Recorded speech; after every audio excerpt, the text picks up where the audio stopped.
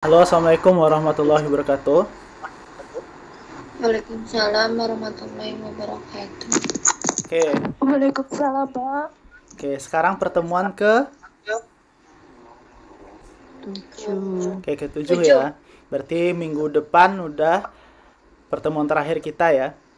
Jadi hari ini kita membahas modul 8 dan 9 yang dipresentasikan oleh Siti Khadijah dan KD. KD belum bergabung ya. Oke. Seperti biasa di awal perkuliahan kita mengambil absen. Nurul Hidayah Daulay ini emang tidak ada hadir-hadir lagi ya?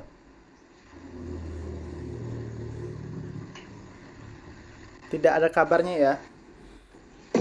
Gak ada, nggak tahu itu. Atau Oke, Neni Suryani.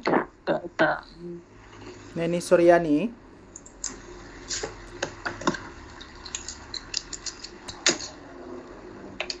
Oke, ada ya. Dede Fitri.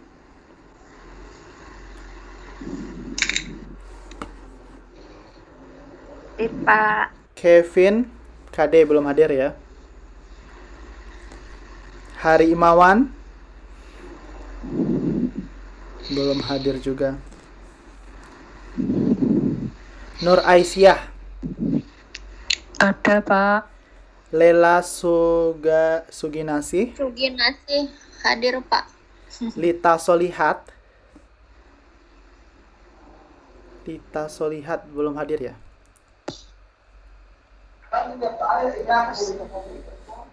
Maryutin. Maryutin belum hadir. Siti Khadijah hadir. Bapak. Norsiamah. Oke. Norsiamah ini absennya bagaimana ceritanya ini? Belum lengkap ya. Nanti tolong disuruh kabari saya. Oke. Untuk pertemuan kali ini kita silahkan ke kelompok 3 untuk mempresentasikan modul 4. Modul 4, modul 8 dan modul 9 ya. Pada kelompok berapa? Kelompok 3 disilahkan untuk mempresentasikan modul 8 dulu. Siti Khadijah silahkan. Iya Bapak.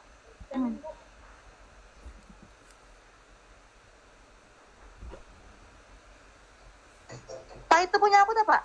Iya. Ada 2. Yang ini dan emang ada 2 kan? Punya. Iya punya aku tuh punya kadek. Punya Siti Khadijah. Oh. Ya Pak. Bismillahirrahmanirrahim. Taruh dulu. Assalamualaikum warahmatullahi wabarakatuh. Waalaikumsalam warahmatullahi wabarakatuh. Kami dari kelompok 3, saya Siti Khadijah dan rekan saya nanti Kade akan menjelaskan sendiri. Langsung saja. Maaf ya Pak Rame Pak. Iya, Lagi tidak di apa. luar Pak. Oke. 1. Menyusun hipotesis. H0. Tidak ada perbedaan antara rata-rata populasi 1 dan populasi 2. HA. Terdapat perbedaan antara rata-rata populasi 1 dan populasi 2. 2. Menentukan daerah penolakan A. Distribusi yang digunakan adalah distribusi Z atau distribusi normal. 3. Melakukan perhitungan rumus sebagai berikut. Itu rumusnya sebagai berikut. Kok buyar ya Pak? Yang dijelaskan yang mana ini? Yang Itu ini kah? menyusun hipotesis. Ini kah? Itu punya aku bukan sih Pak? Maaf Pak. Kayak bukan punya aku deh. Dicek lagi ya. Itu punya Kada kayaknya deh. Maaf Pak. Ini yang punya KD kan? Punya aku Pak, punya Siti Khadijah Pak. Ini punya KD modul 9. Siti Khadijah ini kan ada 2 modul apa? Ya itu ada KBM 1 sama KBM 2 persen Pak. Iya. Terus ini yang bagian 1, ini yang bagian 2. Ya kan? Ini yang uji Bukan, Pak. Kayaknya aku yang modul 8 deh, Pak. Iya, ini modul 8, uji 2 sampel independen yang bagian kegiatan 2. Ini kegiatan belajar 1. Belum muncul, Bapak. Gambarnya masih modul 9. Modul 9. Ini ya, terlihat nggak uji 2 sampel menggunakan tes parametrik? Belum, Pak. Aku belum muncul, Pak. Masih modul 9, Pak. Itu masih modul 9, Pak. Kenapa? Ini udah modul 8 ya di layar. Di layar kita modul 9, Pak. Serius kah? Iya, Bapak masih. Sekarang apa yang muncul di layarnya? Modul 9. Kenapa bisa seperti itu? Oke, saya coba lagi ya, share desktop. Oke, sekarang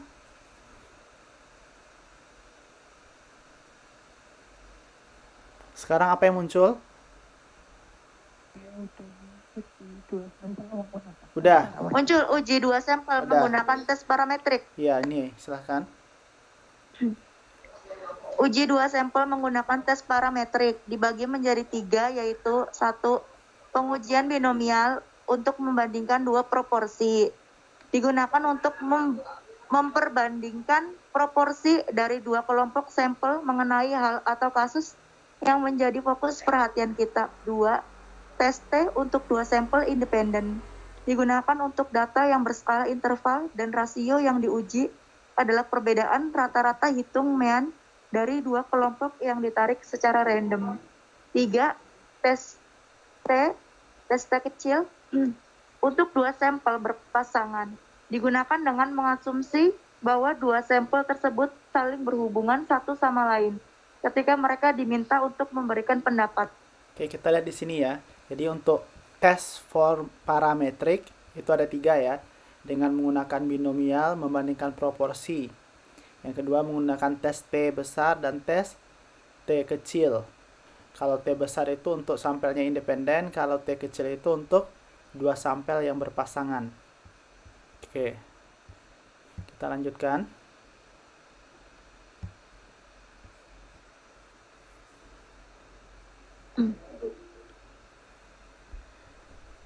Silahkan kode. Pengujian binomial untuk membandingkan 2 proporsi. Pengujian 2 proporsi digunakan ketika akan membandingkan apakah proporsi pada populasi pertama lebih kecil, sama atau lebih kasar dibandingkan proporsi pada populasi kedua.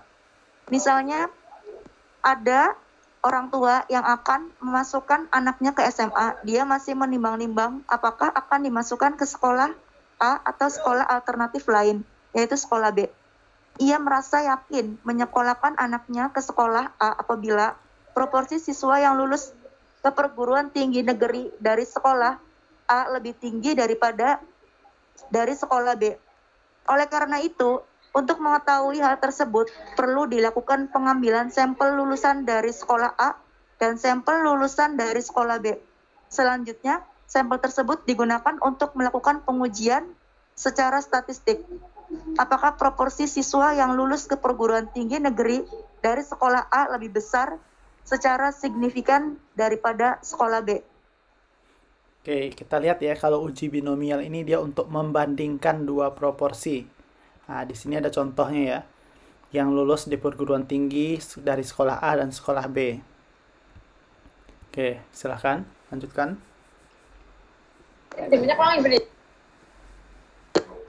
Syarat sampel untuk melakukan pengujian proporsi 2 populasi adalah sampel yang diambil harus acak, random, dan berasal dari populasi yang independen. Berikut ada beberapa tahapan dalam melakukan uji hipotesis 2 populasi. 1. Hipotesis uji proporsi 2 populasi terdiri dari 2 bentuk, yaitu hipotesis uji 2 arah, uji 2 sisi, dan hipotesis uji 1 arah, uji 1 sisi. Uji dua arah digunakan untuk mengetahui apakah dua populasi memiliki proporsi yang sama atau tidak. Sedangkan uji satu sisi digunakan untuk mengetahui apakah populasi pertama memiliki proporsi yang lebih kecil atau lebih besar dibandingkan dengan proporsi pada populasi kedua. Oke, kita lihat di sini ya. Jadi kalau Kita ya ini uji hipotesis satu arah ya. Bisa dia tandanya besar atau kecil sama. Kalau dia untuk dua arah itu tandanya sama dengan ya, maka hipotesis alternatifnya tidak sama.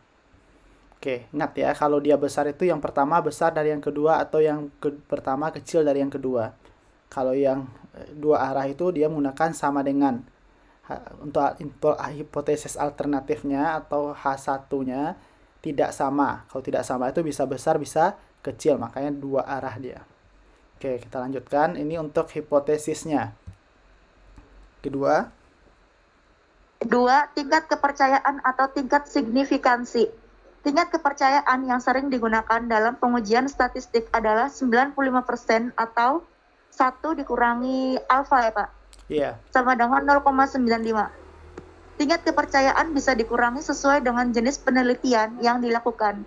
Misalnya 90%, selain itu bisa juga diperbesar jika menginginkan tingkat ketelitian yang lebih tinggi. Misalnya menjadi 99%. Jika disebutkan bahwa tingkat kepercayaan yang digunakan adalah 95% atau 1 dikurangi alfa sama dengan 0,95, maka tingkat signifikansinya adalah 5%. Alfa sama dengan 0,05. Oke, jadi untuk tingkat signifikansi itu semakin tinggi, kita ambil tingkat kepercayaannya, maka data yang kita peroleh semakin tinggi pula dia ya.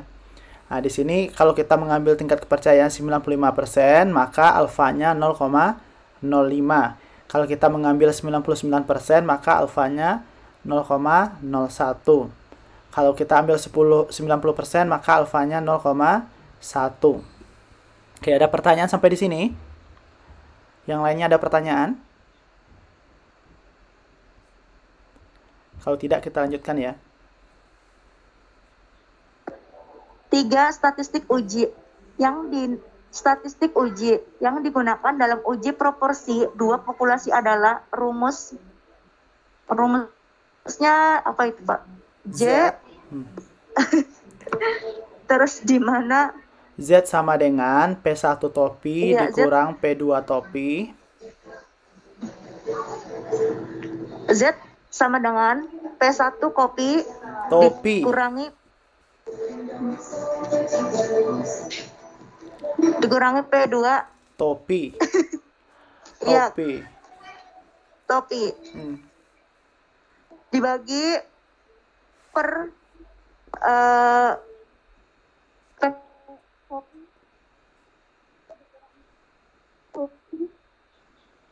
Ini P topi ya. Ini masih P topi dikali Q topi atau 1 kurang P topi. Q itu kan sama dengan 1 kurang P topi dikali 1 per N 1 ditambah 1 per N2.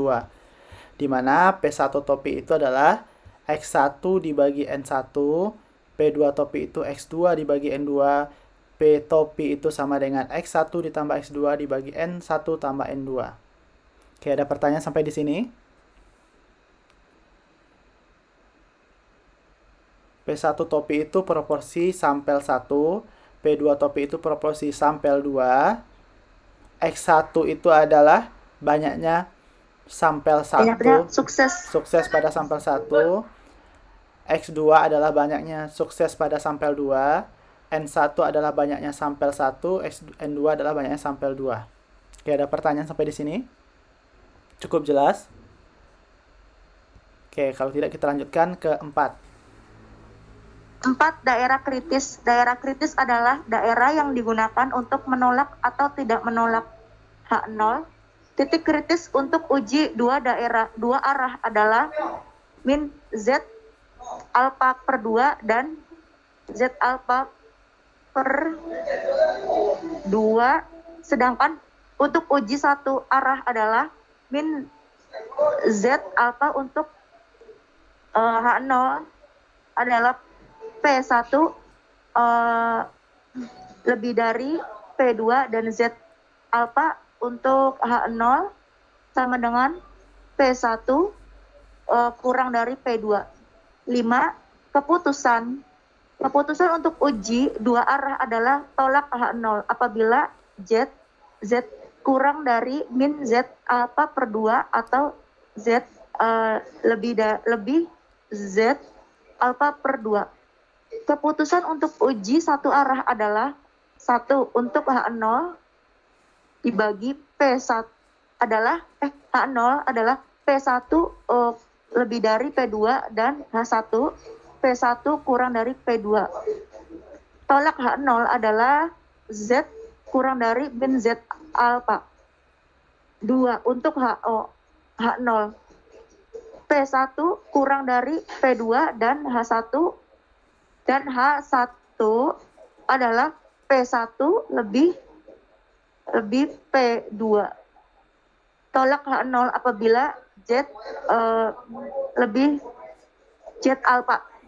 Oke, kita lihat di sini ya. Tahap keempat kita itu adalah menguji daerah kritisnya. Berapa daerah kritisnya? Kalau dia dua arah, maka negatif Z alfanya itu dibagi 2 dan Z alfa dibagi 2. Jadi alfanya itu dibagi 2 untuk negatif dan positif daerahnya.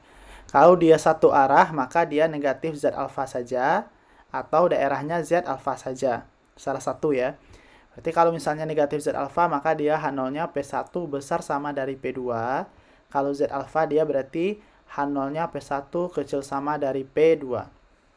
Untuk mengambil keputusannya, kita lihat bahwa H0 itu ditolak jika Z alfanya itu kecil dari Z min Z alfa per 2. Atau nilai Z yang kita hitung nanti itu besar dari Z alfa per 2 dari tabel Z. Ini kita peroleh dari tabel Z ya. Ini Z yang kita hitung. Kalau dia satu arah, maka untuk H0-nya itu kan kalau tidak besar sama dari yang lainnya atau dia kecil sama dari yang lainnya, maka H1-nya lawannya. Kalau ini besar sama, ini kecil sama. Kalau ini kecil sama, ini besar saja. Maka dia akan tolak H0 jika Z-nya kecil dari min Z alfa, untuk dia H1-nya kecil, dan dia akan tolak H0 untuk Z-nya besar dari Z alfa. Ini dari tabel kita ambil, jika dia H1-nya besar dari yang lainnya. Oke, ada pertanyaan sampai di sini untuk yang lainnya? Oke, kalau tidak kita lihat contoh soal ya, biar lebih paham. Untuk menggunakan 5 tahapan tadi untuk menyelesaikan soal. Oke, silahkan. Contoh soal, mahasiswa jurusan pertanian ditugaskan untuk menguji formula pupuk terbaru untuk tanaman cabai. Mereka mengelompokkan tanaman-tanaman cabai menjadi 2 kelompok. Kelompok tanaman cabai pertama diberi pupuk dan kelompok tanaman cabai kedua tidak diberi pupuk. Dari 250 batang tanaman cabai yang diberi pupuk, mati sebanyak 15 batang. Sedangkan dari 200 batang tanaman cabai yang tidak diberi pupuk juga mati sebanyak 15 batang. Dengan tingkat kepercayaan 95%. Apakah kembali pupuk formula terbaru pada cabai akan menjadi lebih baik? Pupuk. Oke, kita lihat dari contoh soal ini ya. Kita lihat dari N1, jumlah tanaman cabainya 250, N2-nya 200 batang. Dari yang pertama ini 250 nih mati 15 ya, yang kedua juga mati 15. Sedangkan yang satu kita beri pupuk, yang satu tidak diberi pupuk ya. Tapi mati ya sama-sama 15. Apakah pertanyaannya dengan memberikan pupuk akan lebih baik? Itu ya. Maka hipotesisnya kita lihat dia lebih baik, berarti yang diberi pupuk lebih baik daripada yang tidak. Maka hipotesisnya, mana hipotesisnya? Maka hipotesisnya mu 1 lebih baik besar dari mu 2. Itu hipotesis kita. H0-nya H1-nya kecil dari mu 1 kecil dari mu 2. Oke, kita hitung. Kita lihat yang tingkat keduanya dengan tingkat kepercayaan 0,95% dengan alfa 0,05. Setelah itu kita lakukan uji statistik untuk melihat nilai Z-nya. Silahkan Siti Khadijah.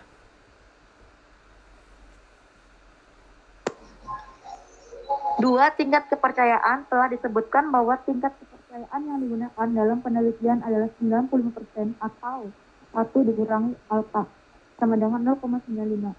Dengan demikian, tingkat signifikansinya adalah 5% atau alfa sama dengan 0,05. 3. Statistik uji. Pengujian tersebut merupakan uji proporsi dua populasi. Maka statistik uji yang digunakan adalah uji Z. Sebelum menggunakan rumus tersebut, tentukan terlebih dahulu komponen-komponen yang digunakan. Z sama dengan P topi 1 dikurangi P topi 2 dibagi P topi dikurangi 1 dalam kurung 1 dikurangi P topi dalam kurung 1 per mu 1 ditambah 1 per mu 2. P topi 1 X1 per mu 1 sama dengan 15 per 250 sama dengan 0,06. Dan P2 P topi 2 X2 di per mu 2 sama dengan 15 per 200 adalah 0,075. Dan P topi sama dengan X1 ditambah X2 dibagi mu 1 tambah mu 2 sama dengan 15 tambah 15 dibagi 250 tambah 200. Hasilnya 0,0667. Oke, kita lihat di sini ya. Nomor 3 itu kita uji statistiknya. Rumusnya P1 topi dikurang P2 topi. P1 topi itu X1 dibagi N1. X1 kita tadi 15 batang dari N1-nya 250 batang, berarti 0,06. P2 topi X2 dibagi N2 berarti 15 batang dari 200 batang, dapat 0,075. Untuk P topi saja, X1 tambah X2, 15 tambah 15 dibagi jumlah sampel pertama ditambah jumlah sampel kedua, 550 ditambah 200. Totalnya 30 dibagi 450, yaitu 0,0667.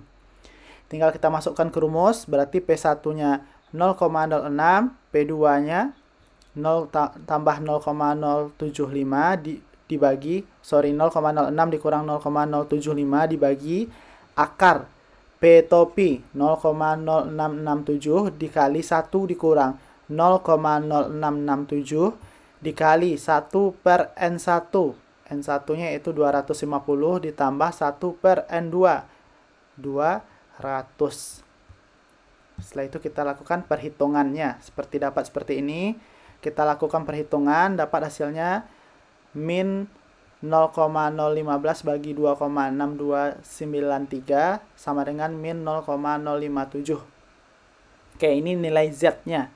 Kita bandingkan nilai Z ini dengan nilai Z tabel kita tadi. Bahwa nilai alfa 0,05 itu kita lihat di tabel Z nilainya negatif 1,645. Kita bandingkan. Negatif 1,645 ini lebih besar atau lebih kecil dari ini? Ini lebih kecil ya, karena semakin negatif dia semakin besar angkanya, semakin kecil berarti. Maka kita peroleh bahwa nilai Z-nya itu lebih kecil dari nilai Z alfa. Maka dari itu Z kecil dari min alfa kita putuskan bahwa dia tolak H0. Maka kita tolak H0. Oke, karena dia kalau digambar kurva dia berada sebelah kirinya ini ya, maka dia tolak H0. Oke, ada pertanyaan sampai di sini? Ada pertanyaan yang lainnya? Siti Khadijah juga paham? Yang lainnya paham? Masih bingung Pak sama rumus-rumusnya Pak. Terus nepatinnya tuh Pak. Ada pertanyaannya apa? Sorry. Masih yang bagian apa? Masih bingung sama rumus-rumusnya terus nepatinnya tuh Pak. Jadi ininya ke sini gitu. Oke, kita lihat ya rumusnya ini ya. P1 topi, kita lihat mana P1 topi, 0,06. Berarti 0,06 sini ya. Dikurang P2 topi 0,075. Ini P topi juga. P topinya berarti 0,0667. 1 kurang 0,0667 dikali 1 per N1-nya. N1-nya itu kita ketahui jumlahnya 250 batang. Dibagi tambah 1 per N2. 200. Makanya dapat seperti ini dia. 0,06 dikurang 0,075 dibagi akar 0,006 67 kali 1 kurang 0,667 dikali 1 per 250 tambah 1 per 200. Oke, paham? Ini kita hitung ya, 0,06 dikurang 0,075, negatif 0,015. Akar dari nilai ini 2,6293. Hasilnya dibagi dia min 0,057. Kita bandingkan dari nilai tabel. Kita lihat di tabel Z, nilai alfa untuk 0,05 itu adalah negatif 1,645. Kita bandingkan yang ini, maka yang ini lebih besar daripada ini ya. Karena negatif, ini lebih besar dari ini. Maka dia tolak H0. Oke, ada pertanyaan? Jelas? Siti Khadijah dan yang lainnya? Iya Pak, insya Allah Pak. Oke, kita lanjutkan ya. Kesimpulan, berdasarkan data pengujian pemberian dan tanpa pemberian pupuk formula terbaru pada cabai, maka dengan tingkat kepercayaan 95%, proporsi mati cabai yang diberi pupuk lebih sedikit dibandingkan proporsi mati cabai yang tidak diberi pupuk. Dengan demikian, pemberian pupuk formula terbaru pada cabai akan menjadi lebih baik daripada tidak diberi pupuk. Oke, kita lihat ya. Jadi ke H0 kita tadi di awal apa H0-nya? Bahwa yang diberi pupuk sama dengan yang tidak ya. H1-nya tidak sama dia. Nah, kita lihat dari yang kita putuskan tadi dia tolak H0. Maka kalau kita tolak H0 berarti dia tidak sama ya. Makanya di sini lebih sedikit yang beri pupuk dan yang mati daripada yang tidak diberi pupuk. Itu kesimpulannya. Walaupun dia tadi sama-sama ada matinya 15 ya. 15 dari 250 yang diberi pupuk. Yang tidak diberi pupuk 15 dari 200. Walaupun sama-sama mati 15 tapi jumlah populasinya beda ya. Dan berdasarkan perhitungan statistiknya dia tidak sama dia. Maka dia yang diberi pupuk lebih baik daripada yang tidak. Oke, paham?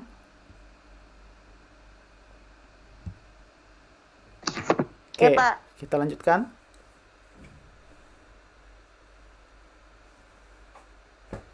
Lanjutkan Siti Khadijah.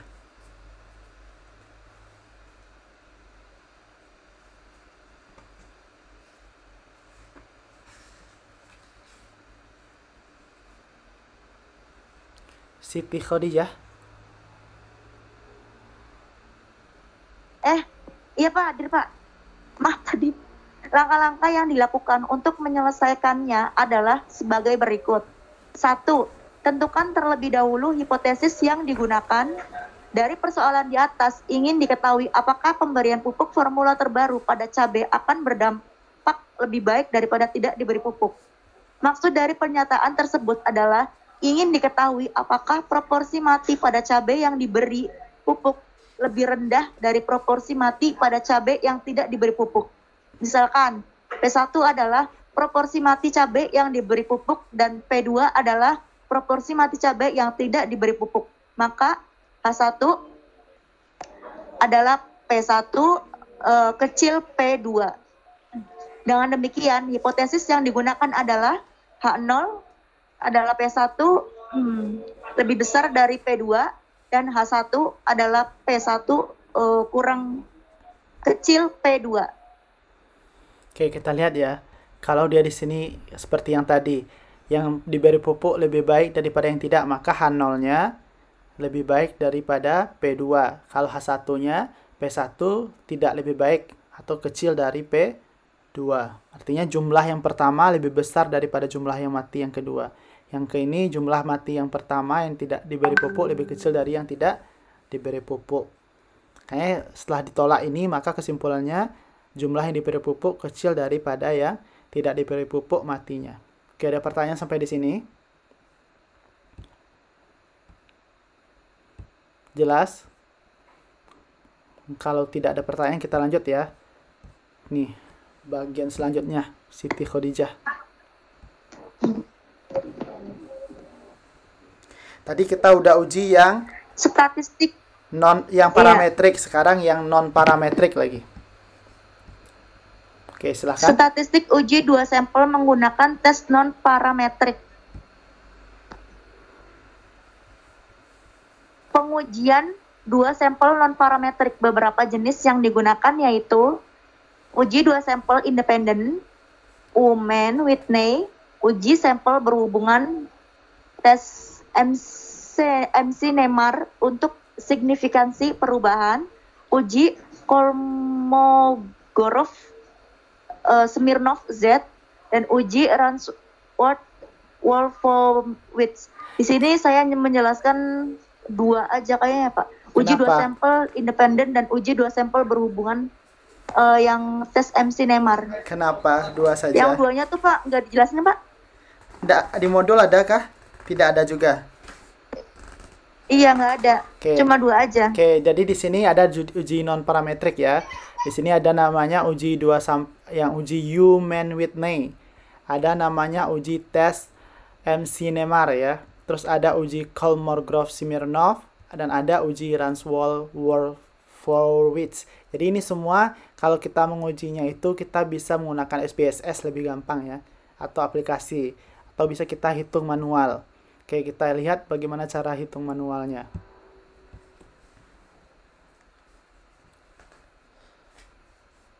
Silahkan, Siti Khadijah. Iya Pak. Ayo. A.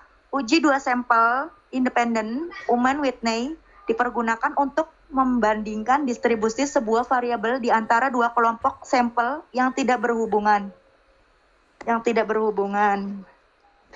Untuk menguji ada tidaknya signifikansi perbedaan antara 2 sampel atau kelompok yang tidak berhubungan tersebut, sehingga kita bisa mengetahui apakah kedua sampel tersebut berasal dari populasi yang sama atau tidak.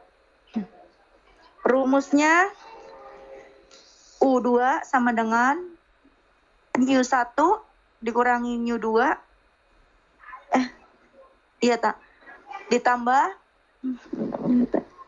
Mu1 dalam kurung Mu1 tambah 1 per 2 bagi 2. Sigma apa ya? Itu Pak. Iya. Sigma R1. R1 itu jumlah ranking sampel 1 ya. Terus yang di bawahnya itu U2 itu statistik uji 02 sama dengan N1 ditambah N2. Lihat apa? N1 itu banyaknya anggota sampel 1 dan banyaknya anggota sampel 2 sama dengan R2. R2 itu jumlah ranking sampel 2 dalam kurung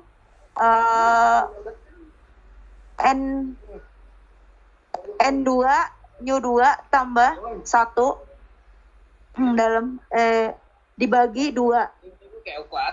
Sigma R2 itu jumlah ranking sampel 2. Oke, kita lihat ya di sini. Kita lihat bahwa untuk yang U2 itu N1 kali N2 ditambah N1 kali N1 tambah 1 dibagi 2 dikurang sigma R1. Ini N1 jumlah sampel 1, N2 jumlah sampel 2. R1 itu ranking sampel 1, R2 itu ranking sampel 2. Sama rumusnya ya untuk 1, N1 kali N2 tambah N2 kali N2 tambah 1 dibagi 2 dikurang sigma R2. Jadi kalau menguji Uman Whitney ini kita membuat ranking ya. Jadi kita urutkan data kita dari yang terkecil sampai yang terbesar, terus kita kasih ranking 1, ranking 2, ranking 3 sampai ranking selanjutnya. Itu tahap awalnya. Oke, kita lihat selanjutnya.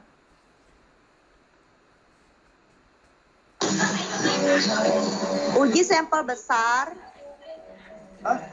dalam kurung N1 atau N2 besar 20. Berbeda dengan kasus jumlah sampel kecil, jumlah sampel besar menggunakan statistik uji Z karena jumlah sampel yang besar yaitu 20 setiap sampel. Cara ini tidak membutuhkan tabel Mann-Whitney, tapi menggunakan tabel Z yang mungkin lebih populer. Caranya hampir sama untuk sampel kecil, yaitu mencari U1 dan U2 Terus kemudian ada langkah tambahan untuk menentukan statistik uji Z. Nantinya akan digunakan untuk membandingkan dengan tabel Z. Berikut rumus yang digunakan. Rumus digunakan apabila ada ranking yang berbeda. Z sama dengan U dikurangi new 1 dikali new 2 dibagi 2 dibagi dalam kurung N1 N2 tambah 2 dalam kurung N1 tambah N2 tambah 1 dibagi 12. Maaf ya Pak. Tidak apa. Jadi kita di sini ya untuk melihat Z jika rankingnya berbeda ya, maka U dikurang N1 kali N2 bagi 2 dibagi akar N1 kali N2 dikali N1 tambah N2 tambah 1 bagi 12. N1 itu jumlah sampel 1, N2 jumlah sampel 2. U itu yang tadi ya rankingnya. Kita lanjutkan. Ini kalau rankingnya sama ya, kita menggunakan rumusnya Z sama dengan U kurang N1 kali N2 bagi 2 dibagi akar N1 kali N2 dibagi N1 tambah N2 kali N1 tambah N2 kurang 1 dikali N1 tambah N2 dipangkatkan 3 dikurang N1 tambah N2 dibagi 12 dikurang sigma TI pangkat 3 dikurang TI dibagi 12. Dan di sini hipotesis nolnya akan ditolak jika nilai untuk satu arah ya, Z-nya itu besar dari Z alfa. Atau Z-nya itu kecil dari Z negatif alfa. Untuk dua arah, dia akan nolnya ditolak jika Z-nya besar dari Z alfa per 2 atau nilai Z-nya itu kecil dari Z min Z alfa per 2. Oke, ada pertanyaan sampai di sini?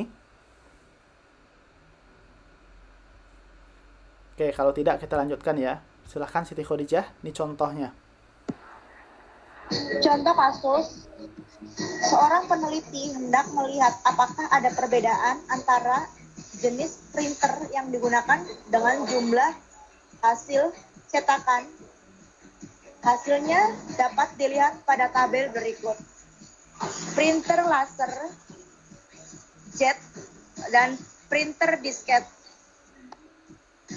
Itu nilainya. Lalu kasus ini hipotesisnya adalah H0 sama dengan jumlah hasil cetakan printer deskjet sama dengan jumlah cetakan printer kaset jet.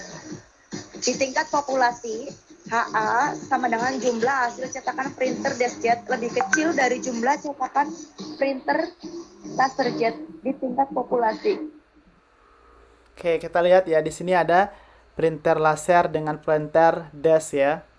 Jadi dari sini kita lihat data yang kita peroleh, maka H0 kita mengatakan bahwa printer yang menggunakan desk lebih sama dengan yang menggunakan laser. Yang HA-nya berarti printernya ini yang desknya lebih kecil dari yang printer laser untuk HA-nya. Oke, kita selesaikan. Oke, silahkan.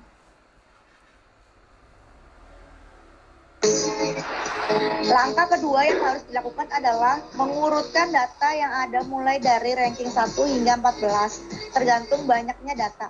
Bila ada data yang sama seperti data 403 yang terdiri dari 3 data, maka cara membuat rankingnya adalah dengan menambahkan nomor 5 tambah 6 tambah 7 dan kemudian dibagi 3 sesuai dengan banyaknya data yang sama, sehingga hasilnya menjadi 6. Sementara itu data berikutnya akan melanjutkan ranking yang seharusnya, yaitu 8.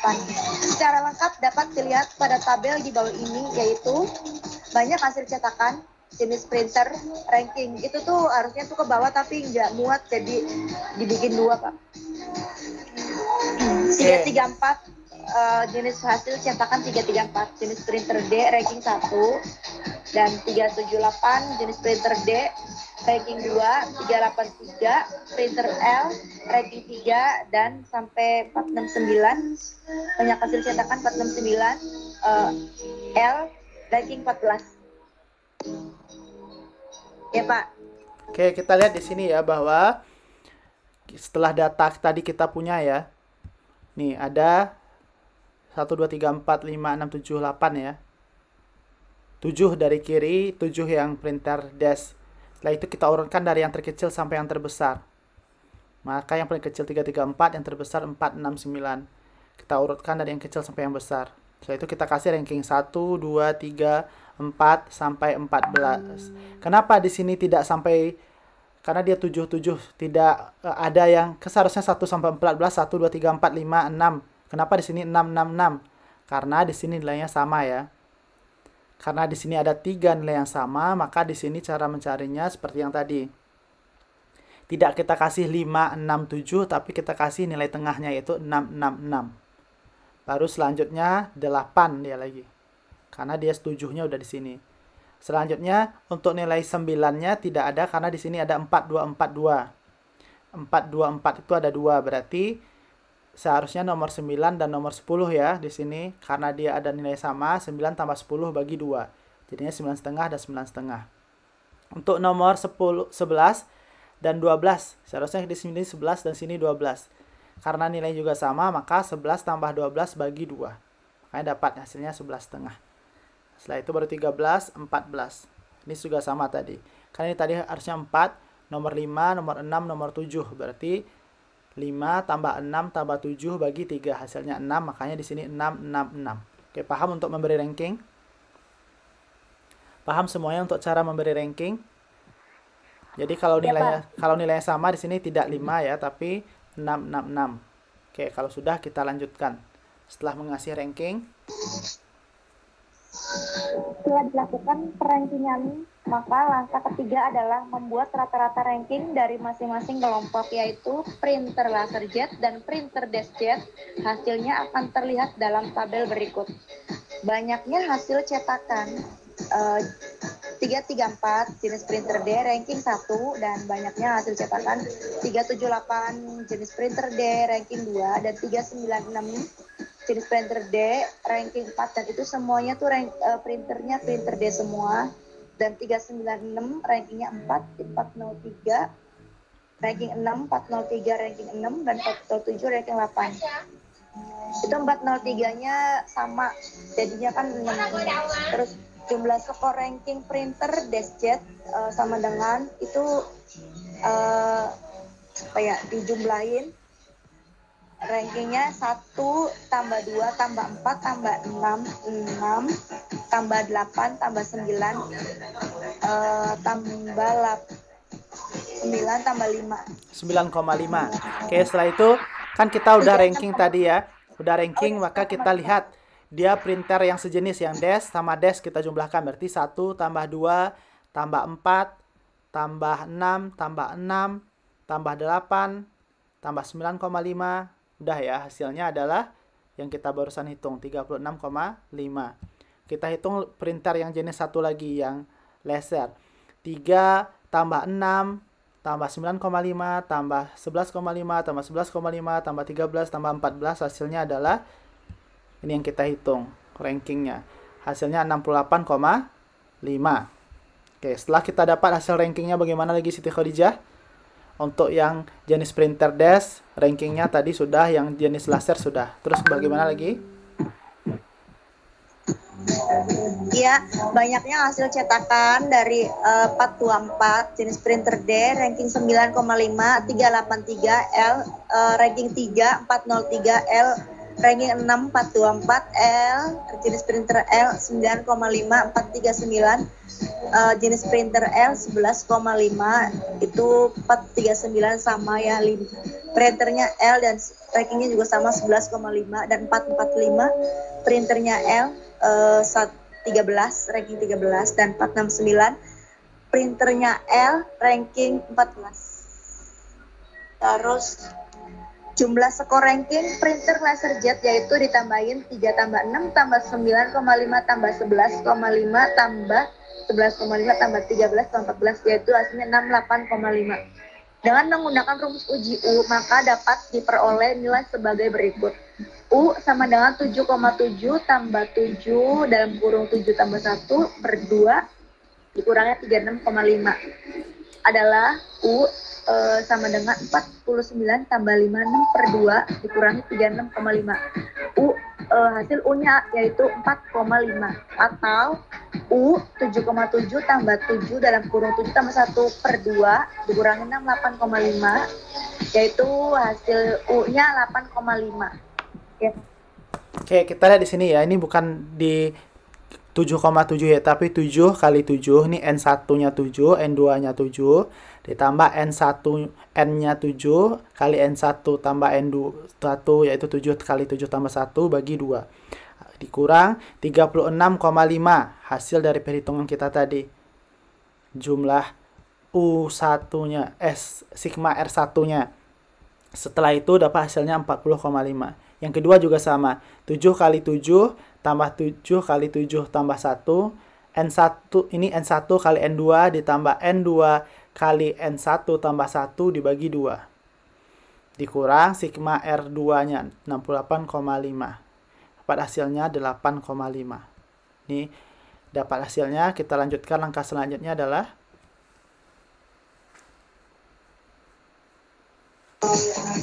dari kedua hitungan tadi, maka nilai yang digunakan adalah nilai U yang terkecil, yaitu 8,5. Selanjutnya, kita dapat melakukan pengujian dengan distribusi normal, yaitu U, apa tuh Pak? U, mu mu sama dengan 7 kali 7 dibagi 2, 24,5, dan sigma, alfa. sigma kuadrat U. Sigma 2 yaitu Pak 7 tambah 7 kali 7 dalam kurung 7 tambah 7 tambah 1 dibagi 12 yaitu 61,25, dan sigma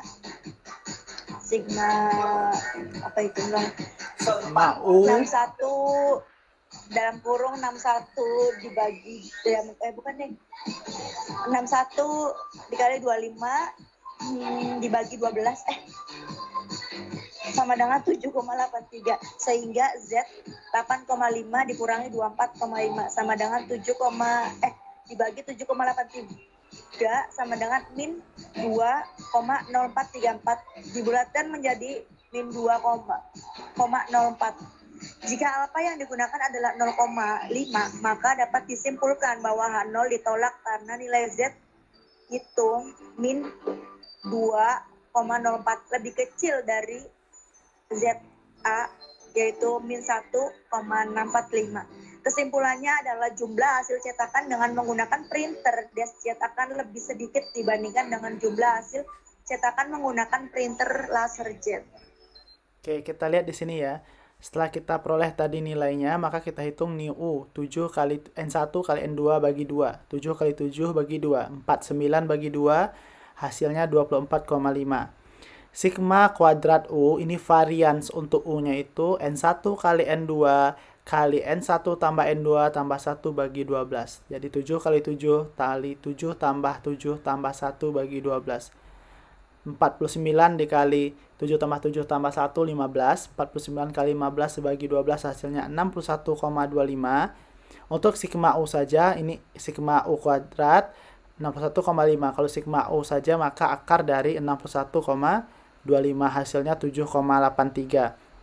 Setelah itu kita untuk mencari nilainya itu maka 8,5 dikurang 24,5 dibagi 7,83 sama dengan negatif 2,0434. Kita bandingkan dengan yang kita peroleh ini dengan nilai tabel. Nilai tabel kita itu adalah negatif 1,645 untuk alfanya 0,05. Setelah itu kita lihat bahwa nilai hitung ini lebih kecil dari nilai Z alfanya atau Z tabelnya. Maka kita peroleh bahwa ini H0-nya ditolak. Dengan demikian kesimpulannya bahwa printer yang kita gunakan itu lebih sedikit dibandingkan dengan jumlah cetakan printer laser. Berarti H1-nya yang diterima, H0-nya yang ditolak. Oke, paham? Ada pertanyaan? Kalau tidak kita lanjutkan ya. Uji dua sampel berhubungan tes MC Neymar untuk signifikansi perubahan. Tes MC Neymar digunakan untuk signifikansi perubahan. Tes ini diterapkan bagi penelitian di mana setiap subjek menjadi pengontrol bagi dirinya sendiri. Data yang diambil sebelum dan sesudah penelitian. Kriteria uji yang digunakan apa itu Pak? Q kuadrat sama dengan mutlak A kurang D dikurang 1 dikuadratkan dibagi A tambah D. Itu ya, untuk Max Neymar.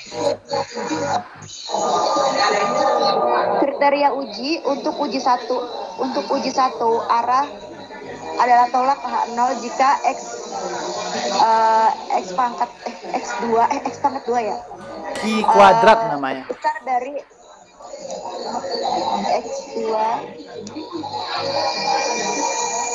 terima dalam hal lainnya. Ya Pak udah jam 3 Pak, masa Pak adanya belum presentasi. Tidak apa ya. Jadi untuk uji satu arah tolak H0 jika Q kuadratnya itu besar sama dari Q kuadrat 2 alfa. Dan untuk uji dua arah H0 itu ditolak jika Q kuadratnya itu besar sama dari Q kuadrat alfa. Kalau ini alfa per 2. Ini alfa per 2 ya. Oke, kita lanjutkan. Silakan.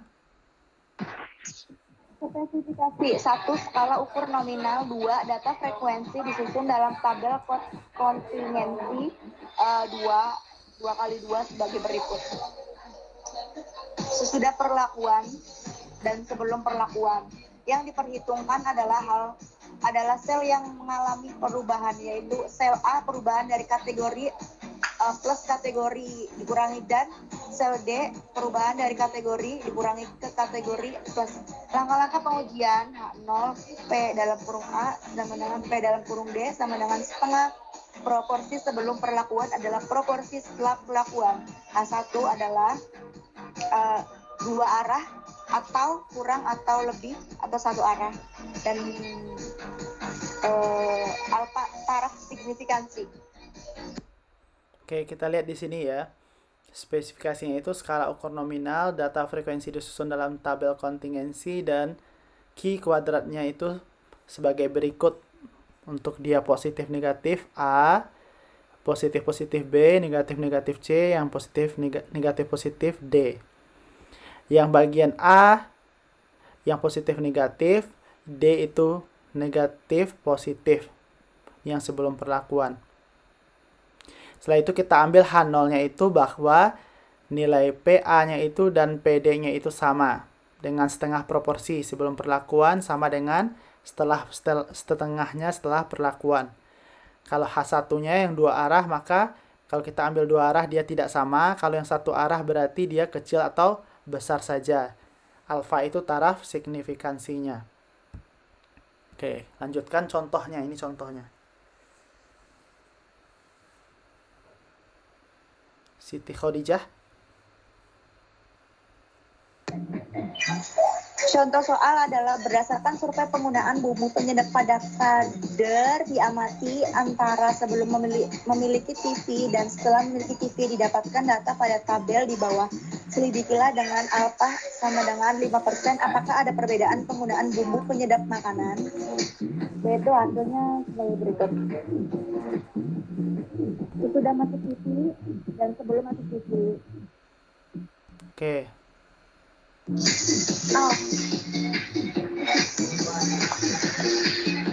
Kita lihat ya sebentar di sini.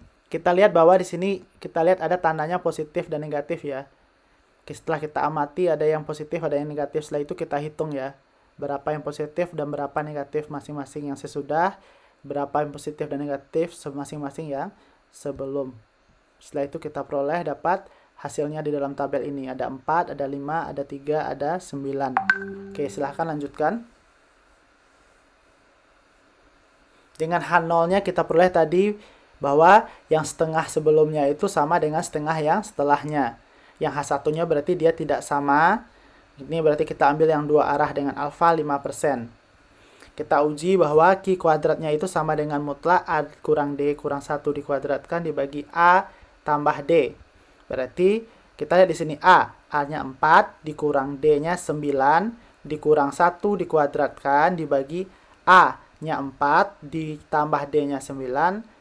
Maka di sini 4 kurang 9 min 5 kurang 1 min 6 dikuadratkan hasilnya 36 dibagi 4 tambah 9 13. 36 bagi 13 hasilnya 1,23. Kita peroleh Q kuadratnya itu 1,23.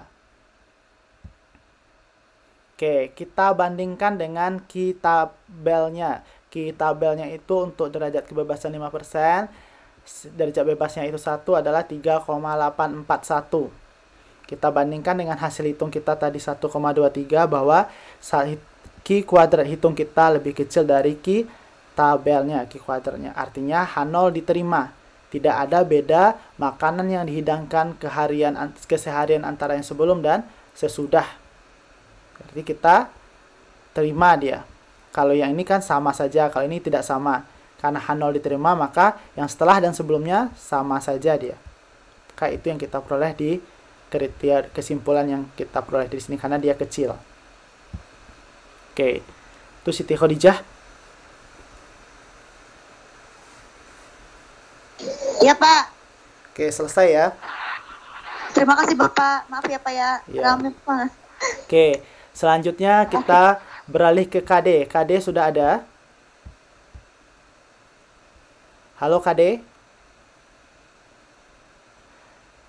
KD belum ada ya? Mana Siti Khadijah KD? Bapak Kak, dia tuh lagi di luar, Pak. Sama kayak aku lagi di luar. Kayaknya nggak fokus deh. Terus gimana? Dia lagi Bagiannya lagi di menjelaskan? Bagiannya menjelaskan bagaimana? aku lagi, Tah. Iya, Tapi Kak. rame, Pak. Tidak apa ya, kalau tidak ada silahkan dijelaskan lagi. Dan KD-nya tidak ada, kita tunggu 2 menit ya, kita chat KD-nya dulu. Kalau tidak ada dia berarti Siti Khadijah yang wakilkan. Oke, Pak. Bentar. Headset aku mana ya, Pak? Bentar.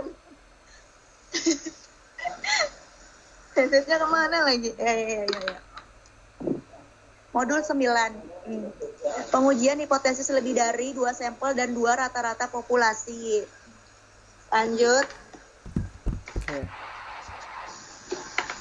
Terus apa ini? Seo. Headset dulu. Besar kita gunakan tes Z. Sedangkan untuk sampel kecil akan kita gunakan tes T. Goals dari presentasi adalah 1 koran, 2 fragment, 3 Q kuadrat, 4 krustal SWOT, dan 5 tes Z, dan 6 tes T.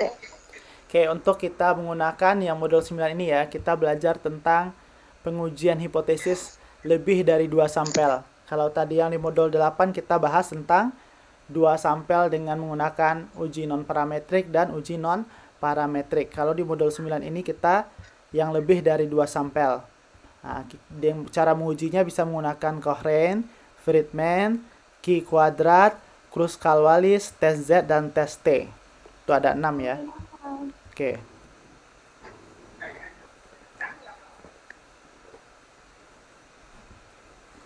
Lanjut. Uji hipotesis K sampel. Ketika seorang peneliti menarik sampel dari beberapa sampel lebih dari 2, maka kita bisa melakukan pengujian hipotesis untuk melihat keterwakilan sampel-sampel yang terpilih. Cara pertama adalah cara bertahap, yaitu dengan menggunakan uji hipotesis untuk 2 sampel. Jika ada 3 sampel A, B, C, 1 membandingkan rata-rata antara jurusan A dengan B, 2 membandingkan rata-rata jurusan A dengan C, 3 membandingkan rata-rata jurusan B dan C. Dengan cara bertahap ini, kita akan mengetahui apakah terdapat perbedaan yang signifikan di antara 3 sampel. Namun cara ini kurang efisien. Cara kedua adalah melakukan uji hipotesis secara langsung dengan melibatkan ketiganya. Cara ini lebih efisien dibanding sebelumnya. Oke, kita lihat di sini ya bahwa kita kalau menguji 3K sampel, banyak sampel. Kalau ada 3 sampel, maka kita membandingkan. Kalau misalnya ada sampel A, B, C, berarti A dengan B, A dengan C, B dengan C, kita bandingkan ketiga-tiganya. Oke, kita lanjutkan. Iya, Lanjut ya, Pak. betul sekali. A. Pengujian hipotesis K sampel berpasangan untuk data nominal adalah uji Coran. Uji Coran dilakukan untuk variabel yang memiliki dikotomi, misalnya sukses dan gagal, setuju, baik dan buruk, dan sebagainya. Untuk kategori yang satu, kita berikan skor 0, dan untuk kategori yang lainnya, kita berikan skor 1. Langkah-langkah 1. Menyusun hipotesis H0 adalah semua kelompok memiliki proporsi yang sama. HA tidak semua kelompok memiliki proporsi yang sama. 2. Menentukan daerah penolakan. Distribusi Q mendekati distribusi C kuadrat, sehingga kita akan menggunakan tabel C kuadrat dalam uji ini. Kita memperhitungkan derajat bebas, yaitu K1, di mana K adalah jumlah kategori. Oke, jadi kalau untuk uji K sampel itu kan dia banyak sampel ya. Maka dia untuk langkah pertama hipotesisnya, H0-nya itu semuanya sama ya. New 1 sama dengan New 2, sama dengan New 3, sama dengan sampai New N. Kalau HA-nya atau H1-nya itu tidak semua kelompok memiliki proporsi yang sama. Kalau satu aja tidak sama, maka dia termasuk ke HA. Setelah itu kita tentukan daerah penolakannya dengan menggunakan K-1 untuk derajat kebebasannya. Untuk Q kuadrat ini ya. Kalau di tabel Q kuadrat itu ada derajat kebebasannya, kita lihat K-1. Oke, kita lanjutkan. Ketiga, kita hitung lagi. 3. Melakukan perhitungan. Rumus untuk menghitung uji Coran adalah Q sama dengan dalam kurung K dikurangi 1, K sigma C 2 pangkat 2 dikurangi sigma C pangkat 2 dibagi K sigma R dikurangi sigma R2, R pangkat 2. Di mana K jumlah kolom dan C jumlah keseluruhan dalam kolom, R jumlah keseluruhan dalam baris. Oke, jadi ini untuk menghitungnya ya. Q sama dengan K-1 kali K kali sigma C kuadrat dikurang sigma C dikuadratkan dibagi K kali sigma R dikurang sigma R kuadrat. K itu jumlah kolom, berapa jumlah kolom yang kita miliki, atau berapa jumlah sampel yang kita miliki. Sedangkan C itu jumlah keseluruhan dari dalam kolom, jumlah totalnya berapa. Dan R itu adalah jumlah keseluruhan dalam baris, jadi jumlah barisnya berapa. Oke, kita lihat yang keempat itu mengambil kesimpulan. Untuk mengambil kesimpulan itu kita lihat nilai Q kuadratnya itu, Q itu X yang namanya Q kuadrat itu hasil perhitungannya itu besar dari nilai Q tabel Q kuadratnya. Kalau dia besar maka dia H0-nya ditolak. Kalau dia kecil maka dia diterima. Setelah itu kita lihat di sini. Data penelitiannya itu bernilai 0 dan 1 ya. Oke, setelah itu ini ada contoh soal. Silahkan Siti Khadijah. Menyusun hipotesis. H0 adalah semua kelompok memiliki efektivitas yang sama. HA adalah tidak semua kelompok memiliki efektivitas yang sama. 2. Menentukan daerah penolakan. A yang digunakan dalam penelitian ini adalah 0,05 dengan derajat bebas K1 sama dengan T1, T dikurang 1 sama dengan 2, maka nilai yang ditunjukkan dalam tabel C kuadrat adalah 5,991, yaitu dengan cara melihat titik persinggungan antara derajat bebas 2, lihat sisi vertikal di kiri, dan nilai alfa 0,05. Lihat di atas. Kita lihat tabelnya di bawah. Derajat bebas dari 1 sampai 5 itu daerah penolakan A 100, 0,5, 0,50 dan 0,025, 0,010 dan 0,005. Itu Pak hasilnya. Oke, kita lihat di sini ya. Berapa ini dari derajat tabelnya ya. Kita lihat untuk tabel kita 0,05, berarti 0,05 ini ya. Kita lihat derajat kebebasan kita berapa. Karena kita punya 3, sampel kita dikurang 1 berarti 2. Kita lihat tabel 2, baris kedua, dan untuk 0,05 nilainya adalah 10,59663. Ini nilai dari Q kuadrat tabel kita.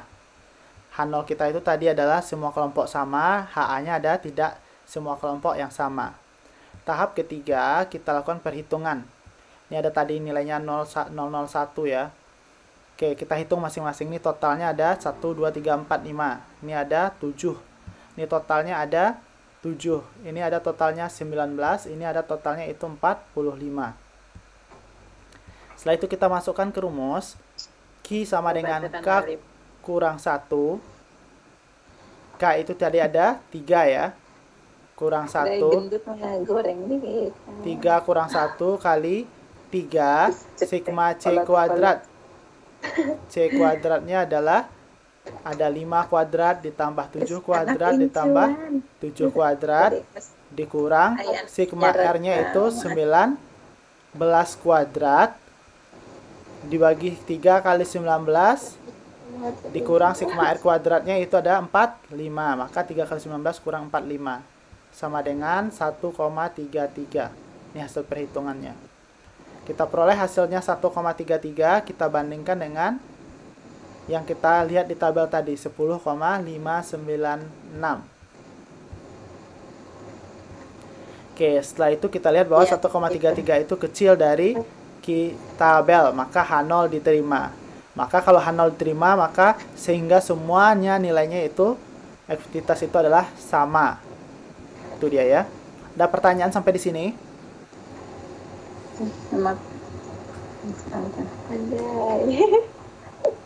Ada pertanyaan? Cukup jelas? Oke, kalau tidak kita lanjutkan ya. B. Silakan. Pengujian hipotesis K. Sampel berpasangan untuk data ordinal uji Friedman. Uji Friedman dilakukan untuk variabel yang memiliki skala ordinal dan berbentuk ranking. Apabila dalam penelitian didapat data yang berskala interval atau rasio, maka data tersebut harus diubah terlebih dahulu ke dalam skala ordinal dalam bentuk ranking. Uji Friedman dilakukan jika asumsi dalam statistik parametrik tidak terpenuhi atau jika jumlah sampelnya terlalu sedikit. Oke, ini ada lagi namanya uji Friedman ya. Bagaimana caranya? Sama ya, langkah satunya itu ada kita lihat hipotesisnya. Hipotesis nolnya semua new-nya rata-ratanya sama. HA-nya semua nilai rata-ratanya tidak sama. Terus untuk yang kedua, menentukan daerah penolakan alfanya. Maka untuk alfa 0,05 dengan derajat kebebasan K kurang 1. Untuk yang ketiga, melakukan perhitungan. Rumusnya Q kuadrat sama dengan 12 dibagi NK kali K tambah 1 kali sigma R kuadrat dikurang 3N kali 3 tambah 1. Dimana K-nya itu adalah jumlah kolom seperti yang tadi. N itu adalah banyaknya baris dalam tabel. Dan R itu adalah jumlah ranking dalam kolom. Oke. Setelah itu kita lihat nilai H0-nya ditolak atau diterima. Jika dia besar dari nilai yang kita peroleh itu hitung kita besar dari nilai tabel, maka dia H0 ditolak. Setelah itu baru kita simpulkan. Ini ada contoh soal. Silahkan lanjutkan Siti Khadijah. Oh, bawa sini, bawa. Bawa sini, Mbak. Kini kita akan mencoba dengan melakukan perhitungan pada kasus sebenarnya. Suatu penelitian dilakukan untuk mengetahui apakah terdapat perbedaan pada nilai ujian yang dilakukan oleh 3 kelompok belajar yang menggunakan metode belajar berbeda. Kelompok pertama metodenya ialah diskusi. Kelompok kedua menggunakan metode Tuton, sedangkan kelompok 3 menggunakan metode belajar menggunakan TTM. Masing-masing kelompok terdiri dari 15 orang. Data yang berhasil didapat dari hasil penelitian sebagai berikut, yaitu nilai ujian berdasarkan kelompok nomor 1 sampai 15, diskusi 85, dari 85 sampai 85 lagi ke bawah, tutonnya 75. Itu gimana sih Pak hitungnya Pak? Oke, ini ada ya 15 sampel setiap masing-masing. Ada kelas diskusi, ada kelas tuton, ada kelas TTM. Ini dari jenis 3 kelas ya. Ada 3 kelas diskusi, ada kelas tuton, ada kelas TTM. Ada nilainya masing-masing. Ini diketahui ya, kita lihat dari penelitian kita. Setelah itu kita lihat hipotesis kita apa H0-nya, maka nilai rata-rata diskusi sama dengan nilai rata-rata tuton sama dengan nilai rata-rata TTM. Kalau H1-nya maka nilai rata-rata diskusi tidak sama dengan nilai rata-rata tuton, tidak sama dengan nilai rata-rata TTM. Di sini ya, semua metode belajar sama. Itu kalau yang H0, HA-nya semua metode belajar tidak sama atau berbeda. Oke, lanjut yang nomor 2. Kita lihat nilai tabel untuk alfanya 0,1 dengan derajat kebebasannya. Karena kita punya sampel 3 dikurang 1, 2. Berarti kita lihat tabelnya 2 dan derajat kebebasan 0,1. 0,1 itu di sini ya. Maka nilainya itu yang kita ambil adalah 4,60517. Setelah itu kita lakukan perhitungan. Kita lakukan perhitungan di sini. Kita lihat, kita kasih ranking masing-masing dari ini. Kita urutkan dari yang terbesar sampai yang kecil. Di sini juga. Di sini juga. Oke, kita lihat untuk ini nilai 85 itu ranking 3, ranking 2 itu 77, 65 ranking 1. 85 itu sama tadi ranking 3, 67 itu ranking 1 dan seterusnya. Kita jumlahkan rankingnya ini 32, jumlah ranking ini ada 22, jumlah ranking ini adalah 36. Setelah itu kita masukkan ke rumus, Q kuadrat kita sama dengan 12 dibagi NK kali K tambah 1 kali sigma R kuadrat dikurang 3N kali K tambah 1. Kita lihat nilainya masing-masing. 12 bagi 12 ini selalu ya karena rumus, dibagi N. N-nya itu ada 15, 12 sampel. Dikali K, K-nya itu jumlah sampel kita ada berapa? 3 kelas ya jenisnya. Dikali K tambah 1, 3 tambah 1 dikali sigma R kuadrat berarti 32 kuadrat ditambah 22 kuadrat ditambah 36 kuadrat dikurang 3N. N-nya ada 15. 3 kali 15 dikali K tambah 1. K-nya 3 ditambah 1. Kita lakukan perhitungan berarti 12 bagi 15 kali 3, 45 kali 4, 60, 12 bagi 60 kali 32 kuadrat tambah 22 kuadrat tambah 36 kuadrat sampai belakang ya. Kurang 3 kali 15, 45 kali 4, 60, kurang 60. Sama dengan hasilnya 6,93.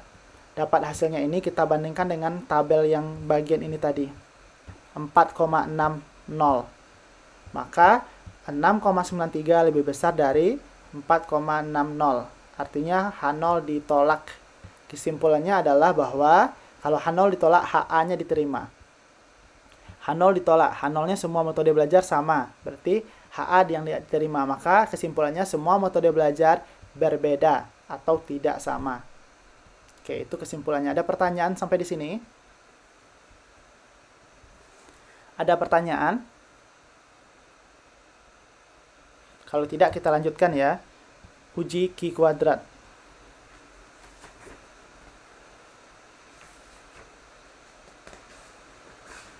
Siti Khadijah, uji Q kuadrat. C. Pengujian hipotesis K sampel independen untuk data nominal adalah uji C kuadrat. Uji C kuadrat dilakukan untuk variabel yang memiliki skala nominal dan berbentuk diskret. Pada dasarnya, uji C kuadrat K sampel serupa dengan uji C kuadrat untuk 2 sampel. Demikian pula rumus yang digunakan pun sama, seperti juga uji hipotesis lainnya. Maka dalam uji C kuadrat, kita juga melakukan tahapan yang sama. Langkah-langkah 1. Menyusun hipotesis. H0 adalah tidak ada perbedaan antara frekuensi yang diamati dengan frekuensi yang diharapkan. HA, terdapat perbedaan antara frekuensi yang diamati dengan frekuensi yang diharapkan.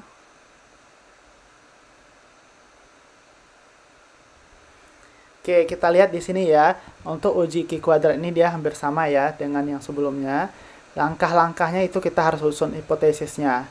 H0-nya tidak ada perbedaan atau sama ya. Frekuensinya sama atau tidak ada perbedaan. HA-nya berarti dia berbeda atau tidak sama. Untuk yang keduanya, kita tentukan daerahnya tadi. Daerah melihat nilai tabelnya. Dengan derajat kebebasannya itu R kurang 1 kali C kurang 1. Setelah itu kita lihat rumusnya. Q kuadrat sama dengan sigma F0 dikurang FE dibagi FE. Sigma F0 dikurang FE kuadrat dibagi FE. Dengan F0 itu ada nilai hasil pengamatan, FE itu adalah nilai yang diharapkan. Untuk mengambil keputusannya, kita lihat kalau yang hasil perhitungan kita besar dari nilai yang ditunjukkan oleh tabel, maka dia tolak H0. Ini ada contoh soalnya. Silahkan Siti Khadijah.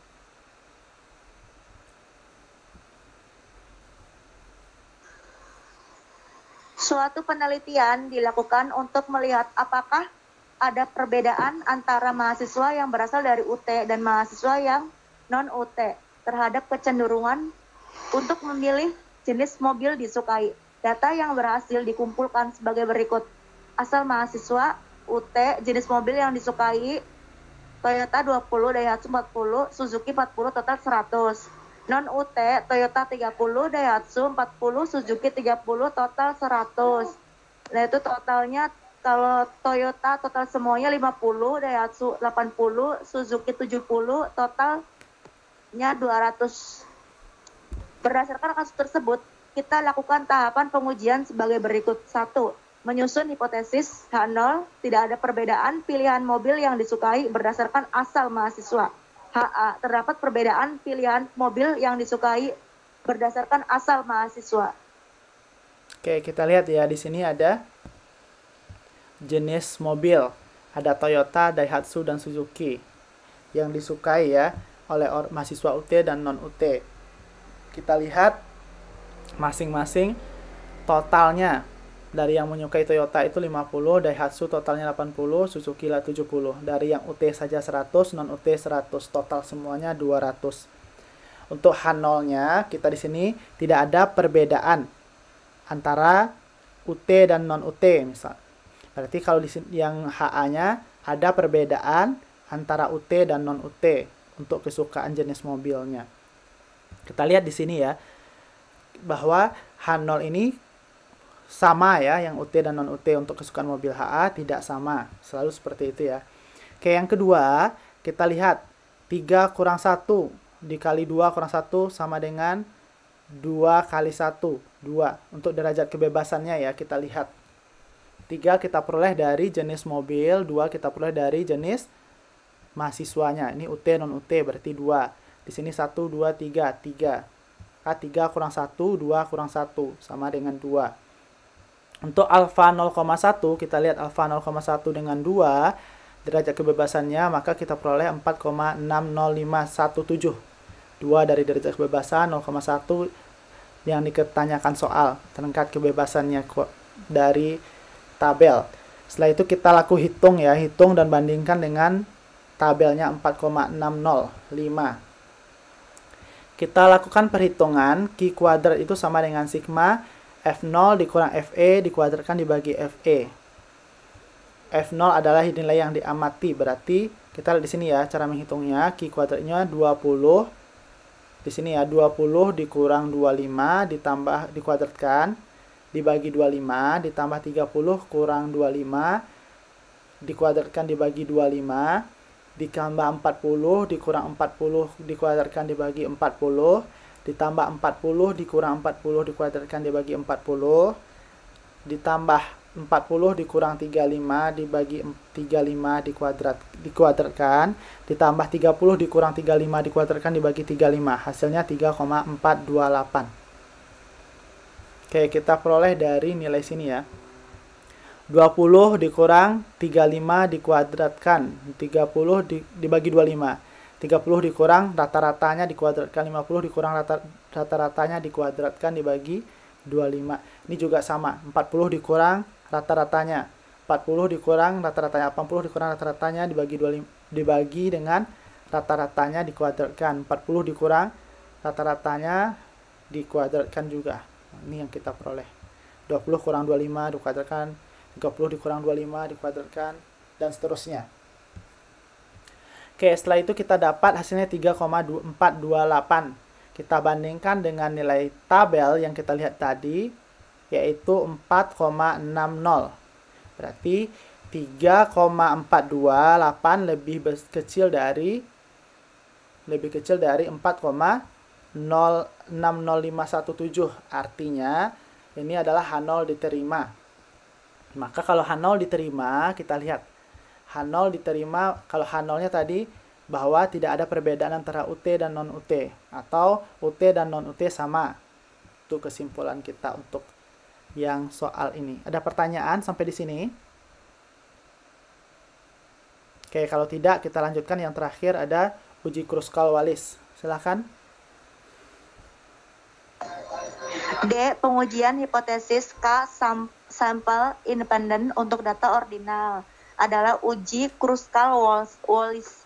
Uji Kruskal-Wallis dilakukan untuk variabel yang memiliki skala ordinal. Apabila dalam penelitian didapat data yang berskala interval atau rasio, maka data tersebut harus diubah lebih dahulu ke dalam skala ordinal dalam bentuk ranking. Uji Kruskal-Wallis dilakukan jika asumsi kenormatan yang dibutuhkan oleh metode statistika parametrik tidak dapat terpenuhi. Langkah-langkah 1. Menyusun hipotesis H0. Tidak ada perbedaan antara sampel yang satu dengan sampel yang lain. Sampel berasal dari populasi yang sama. HA. Terdapat perbedaan antara sampel yang satu dengan sampel yang lain. Populasi berbeda. Ya, Pak. Oke, kita lihat di sini ya.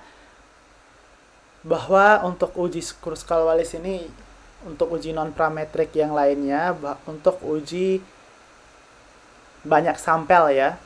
Di sini untuk yang ordinal. Oke, untuk langkah-langkahnya hampir sama, semuanya kita harus menyusun hipotesisnya dulu. Apa H0-nya tidak ada perbedaan ya, atau semuanya sama. Setiap sampel HA-nya adalah terdapat perbedaan antara sampel dengan satu dengan yang lain, atau tidak sama antara sampel satu dengan yang lainnya. Setelah itu kita menentukan daerah penolakan A0-nya dengan derajat kebebasan K dikurang 1. Kita lihat di tabel Q kuadrat. Untuk rumus hitungnya, kita lihat bahwa rumus hitungnya H sama dengan 12 dibagi N kali N tambah 1 dikali sigma R1 kuadrat dibagi N1 tambah sigma R2 kuadrat dibagi N2 ditambah sampai sigma, kan dia banyak ya, sampai sigma RK kuadrat dibagi NK dikurang 3 kali N tambah 1. R1 adalah jumlah ranking sampel 1, R2 adalah jumlah ranking sampel 2, R3 adalah jumlah ranking sampel 3, RK adalah jumlah sampel ranking ke K. N1 adalah jumlah sampel 1, N2 adalah jumlah sampel 2, N3 adalah jumlah sampel 3, NK adalah jumlah sampel NK. N besar adalah total dari seluruh sampel. Ini total seluruh sampel. Oke. Selanjutnya kita ambil keputusan. Untuk mengambil keputusan, dia akan H0 ditolak jika dia besar dari yang kita hitung, besar dari yang tabel kita. Di sini ada contoh soal. Siti Khorijah. Contoh soal yang terakhir. 4 mengambil kesimpulan HO akan ditolak jika hasil perhitungan kecil nilai yang ditunjukkan tabel. Kini kita akan mencoba dengan melakukan perhitungan pada kasus sebenarnya. Suatu penelitian dilakukan untuk melihat apakah ada perbedaan antara nilai mata kuliah pengantar statistik sosial dan metode penelitian sosial. Data yang berhasil dikumpulkan sebagai berikut, yaitu nilai pengantar statistik 70, nilai statistik sosial 55, dan nilai metode penelitian 75. Itu sampai nilai pengantar statistik 65, statistik sosial 50, nilai metode penelitiannya 85. Berdasar kasus tersebut, kita lakukan tahapan pengujian sebagai berikut. Oke, ini ada ya. Dari soal ini ada nilai pengantar statistik, ada nilai statistik sosial, dan ada nilai metode penelitian. Ada 3 mata kuliah ya. Kita mau uji apakah H0-nya tidak ada perbedaan antara rata-rata ketiganya atau ketiga rata-ratanya sama. HA-nya berarti ketiga rata-ratanya tidak sama atau ada perbedaan setiap nilai mata kuliah ini rata-ratanya. Kita tentukan nilai daerah penolakan A0 dengan derajat kebebasannya itu K kurang 1. K itu jumlah sampel kita. Jumlah mata kuliah kita ada 3, dikurang 1 dapat 2. Berarti dengan 0,1 tingkat kepercayaannya, dengan jumlahnya 2, maka kita peroleh 4,60517, masih sama ya. Setelah itu kita lakukan perhitungan masing-masing. Kita urutkan dari yang terendah sampai yang terbesar. Untuk masing-masing dari nilai dari setiap mata kuliah, dari yang ini dan yang ini yang mata kuliah pertama, ini mata kuliah kedua. Kita ranking, ini nilai semuanya ya. Di mata kuliah pertama, kedua, dan ketiga. Kita ranking, karena yang pertamanya itu ada 2, 1 dan 2, maka 1 tambah 2 bagi 2, 1,5 dan 1,5. Untuk yang ketiga dan keempat juga sama, berarti 3 tambah 4 bagi 2, maka rankingnya 3,5 dan 3,5. Untuk yang keempat, 5, 6, 7, sama ya, maka 4 tambah 5 tambah 6 tambah 7 bagi 4, hasilnya 6,5, maka ranking nilai 60 ranking 6,5. Untuk selanjutnya ranking 10 11 nilainya 10 11 ini berapa lagi, 1 2 3 4 5 6 7 8. Untuk 9 10 11 12 nilainya sama ya, maka 9 tambah 10 tambah 11 tambah 12 bagi 4, hasilnya 10,5, maka 10,5 tambah 10,5, 10,5, 10,5, 10,5, semua ranking yang keempat ini, yang nilainya 65. Untuk yang ke 13 dan 14 nilainya sama 70, maka rankingnya 13 tambah 14 bagi 2, 13,5. Untuk yang ke 15, 16, 17, 18 nilainya sama 75, maka rankingnya 15 tambah 16 tambah 17 tambah 18 bagi 4, maka hasilnya 16,5, 16,5, 16,5, 16,5. Untuk yang ke-17, 18, oke, ini untuk yang ke-19 dan ke-20 nilainya sama. Maka nilainya 19 tambah 20 bagi 2, nilainya 9,5. Untuk yang ke-21 tidak sendiri ya, bahkan rankingnya ranking 21. Itu untuk menentukan rankingnya. Setelah kita menentukan ranking, kita jumlahkan masing-masing dari ranking nilai pengantar statistik sosialnya yaitu 83,5, nilai ranking untuk statistik sosialnya yaitu 68,5, nilai ranking untuk metode penelitian sosial mata kuliahnya itu nilainya 79. Kita masukkan ke dalam rumus, 12 dibagi 21 adalah jumlah seluruh sampel, 77 masing-masing, 21 kali 21 jumlah sama, jumlah N totalnya tambah 1, kali 83,5 yang di sini dikuadratkan dibagi jumlah semuanya yang untuk mata kuliah ini 7, ditambah 68,5 dikuadratkan dibagi jumlah totalnya itu ada 7, ditambah 79 kuadrat dibagi jumlah totalnya 7, dikurang 3 dikali 21 jumlah total semuanya ditambah 1, dapat hasilnya 10,74. Kita bandingkan 10,74 dengan tabel tadi 4,60517, bahwa 10,74 lebih besar ya dari 4,60517. Maka H0 ditolak. Kalau H0 ditolak apa artinya? H0 ditolak, maka HA yang diterima. Ada perbedaan antara nilai ketiga mata kuliah tersebut. Itu kesimpulan kita. Maka ada perbedaan untuk nilai ketiga mata kuliah tersebut. Oke, ini yang selanjutnya. Silahkan Siti Khadijah.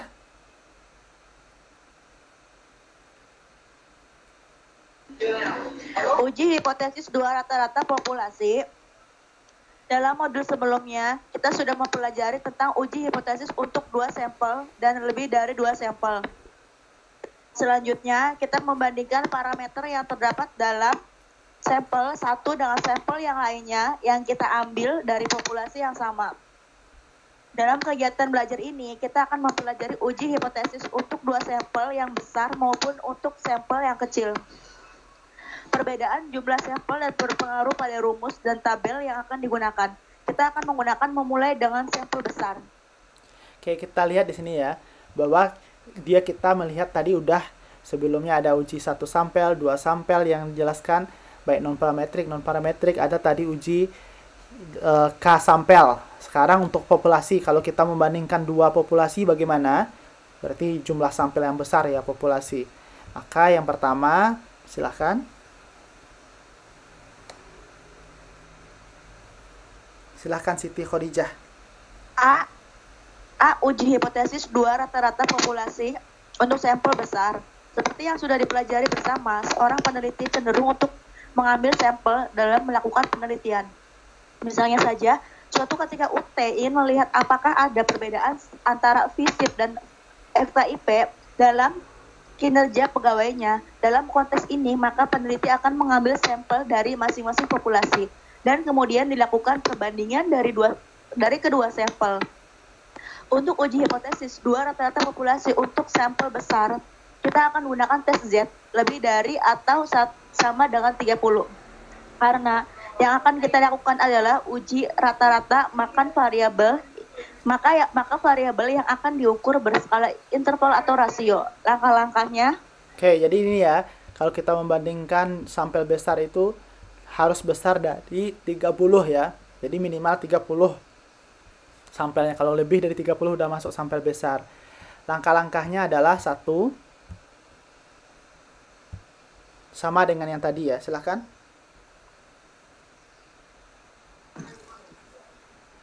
1. Menyusun hipotesis. H0, tidak ada perbedaan antara rata-rata populasi 1 dan populasi 2. HA, terdapat perbedaan antara rata-rata populasi 1 dan populasi 2. 2. Menentukan daerah penolakan A. Distribusi yang digunakan adalah distribusi Z atau distribusi normal. 3. Melakukan perhitungan rumus sebagai berikut. Z sama dengan X1 rata-rata sampel dari populasi 1 dikurangi rata-rata sampel dari populasi 2 dibagi dalam kurung S apa itu? Adalah deviasi standar dari populasi 2 dibagi nu1 yaitu jumlah sampel dari populasi 1 ditambah dalam kurung S22 itu berarti deviasi standar dari populasi 2 dibagi nu2 jumlah sampel dari populasi 2. Oke, kita lihat ya. Untuk menguji sampel besar itu langkahnya bersama ya. Kita harus tentukan hipotesisnya. Tidak ada perbedaan atau sama saja. Yang HA-nya tidak terdapat perbedaan atau tidak sama. Selanjutnya kita melihat titik kritisnya ya. Melihat dari tabel Z-nya. Berapa Z tabelnya. Setelah itu kita baru lihat, hitung lagi. Kita lihat bahwa Z itu sama dengan X1 bar dikurang X2 bar dibagi akar dari S1 kuadrat dibagi N1 ditambah akar dari S2 kuadrat dibagi N2. Di mana X1 bar itu adalah rata-rata sampel populasi 1, X2 bar adalah rata-rata sampel populasi 2, S1 adalah ingat ya, standar deviasi dari sampel 1, populasi 1, N1 adalah jumlah dari sampel populasi 1, S2 kuadrat, S2 itu adalah standar deviasi dari populasi 2 dan N2 adalah sampel dari populasi 2. Setelah dapat hasilnya kita hitung, Z hitungnya kita bandingkan dengan Z tabel. Jika Z hitungnya kecil dari Z tabel, maka dia tolak H0 ya. Maka kalau dia besar, maka dia terima H0. Itu kesimpulannya. Terus ada lagi satu lagi yang tinggal sama KD di sini. Dalam modulnya kita bisa lihat itu ada uji hipotesis dua rata-rata populasi untuk sampel kecil. Langkah-langkahnya hampir sama, kita harus menentukan menyusun hipotesisnya dulu. Hipotesisnya tidak ada perbedaan ya untuk populasi 1 dan 2. HA-nya juga tidak terdapat perbedaan antara populasi 1 dan 2. Setelah itu kita lihat bahwa untuk menentukan daerah penolakannya kita lihat nilai T. Kalau populasi besar, sampel besar Z, kalau dia sampel kecil kita menggunakan T dengan derajat kebebasannya N1 tambah N2 kurang 2. Jumlah sampel 1 tambah jumlah sampel 2 kurang 2. Rumus T itu sama dengan X1 bar dikurang X2 bar dibagi akar dari N1 dikurang 1 dikali S1 kuadrat ditambah N2 kali kurang 1 kali S2 kuadrat dikali 1 per N1 tambah 1 per N2 dibagi N1 tambah N2 dikurang 2. Masing-masing keterangannya juga sama. Untuk mengambil keputusannya juga sama, kita lihat T hitung itu apabila dia besar dari T tabel, maka dia tolak H0. Kalau dia kecil dari tabel, T hitung kecil dari T tabel, maka dia terima H0. Itu untuk kesimpulannya. Oke, ada pertanyaan sampai di sini?